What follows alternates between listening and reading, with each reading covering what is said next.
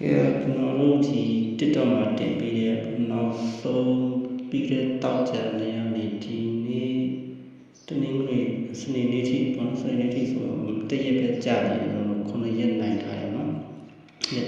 ဒီညအတွက်ကျွန်တော်မိတ်ဆွေတို့အတွက်ကျွန်တော်စိတ်ကြိုက်ဖရီတပွဲကိုကျွန်တော်ရွေးချယ်သုံးသပ်ပေးသွားပါမယ်အဲ့ပွဲဖြစ်တဲ့ခရစ်စတယ်ပဲလီနဲ့ပွဲကိုကျွန်တော်ရွေးချယ်သုံးသပ်ပေးသွားမှာဖြစ်ပါတယ်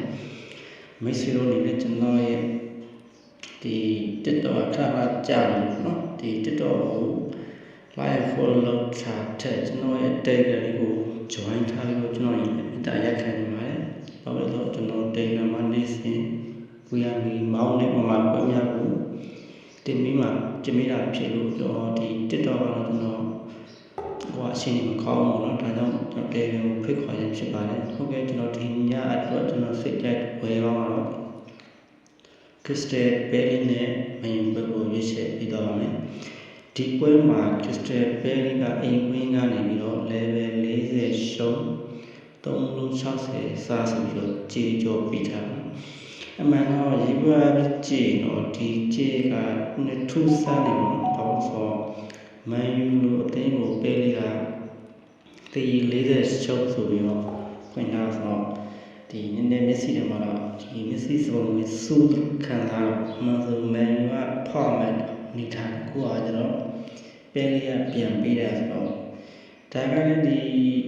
လက်ရှိရှေ့ဆိုင်ရကြည့်တော့လေဒါဖြစ်တဲ့နေပေါ့နော်ဘာလို့လဲဆိုတော့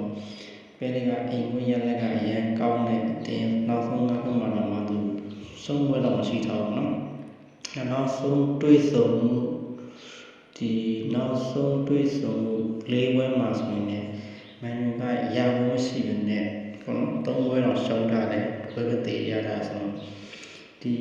ခြေကတော့မှန်တော့မြတ်တာတယ်ကျွန်တော်ယူဆပါတယ်ဒီလက်ရှိပဲလီရဲ့ရှေ့ဆိုင်ကဒီကောင်းနေဆိုပေမဲ့ဒီနေ့တော့ဒီ340ရှုံး360လို့စီးတယ်မှာမန်ယူတင်ကဂိုးရမယ်ဆိုတဲ့ပုံစံနဲ့ကြည့်ဖွင့်တာနော်ဒီကတော့မန်ယူကဂိုးရခဲ့ရင်ခရစ်စတယ်ပဲလီကမန်ယူကို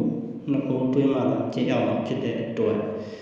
မန်ယူတင်ကိုပဲလီနဲ့နှစ်ဂိုးသွင်းဖို့ဆိုတော့ကျွန်တော်လည်းခက်ခဲမှထင်တယ်ဒါကြောင့်ဒီနေ့မန်ယူနေနဲ့ခရစ်စတယ်ပဲလီပြင်မှာတော့ဂိုးလေးရမှာဖြစ်တဲ့အတွက်ဒီမန်ယူအနေဆုံးတည်လို့ရမှာကျွန်တော်ထင်တယ်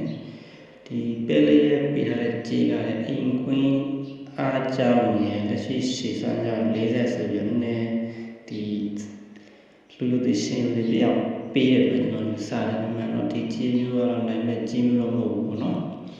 မန်ယူနေနဲ့ကလည်းဒီပဲလီကိုတော့မရှုံးတော့တည်တော့ကန်နိုင်မှထင်တယ်ဘာခံတဲ့မန်ယူတော့1-2ဆိုရရလို့နဲ့နိုင်တော့မလို့ကျွန်တော်ယူဆတယ်ဒါကြောင့်မို့ကျွန်တော်ဒီစနေညအစောပွဲတို့ဖြစ်တဲ့ပဲလီနဲ့မန်ယူပွဲကိုမန်ယူဘော်ဒီကိုကျွန်တော်ရွေးချယ်ပြလိုက်ပါတယ်ဟုတ်ကဲ့အောင်ကန်ကောင်းချပါစေကျွန်တော်ရဲ့ Telegram ကို join ထားပေးဖို့ကျွန်တော်လည်းထပ်မံပြီးတော့တောင်းဆိုပါတယ်ဒီညနောက်ဆုံး9ရက်မှာ10ရက်မြောက်နိုင်ပွဲဖြစ်မယ်လို့ကျွန်တော်ယုံကြည်တယ်ဟုတ်ကဲ့အားလုံးကျေးဇူးတင်ပါတယ်